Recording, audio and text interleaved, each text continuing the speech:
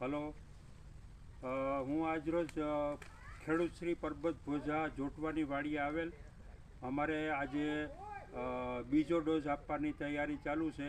પહેલો ડોઝ અમે 21 નવેમ્બર 2025ના રોજ આપેલો.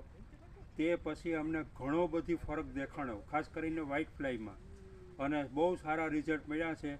એનાથી પ્રેરાઈને પરબતભાઈ પણ ઉત્સાહિત છે. અને દરેક ખેડૂતને કહું છું, તમે પણ પરબત ભોજા જોટવાની વાડીએ આવીને નિરીક્ષણ કરી શકો છો.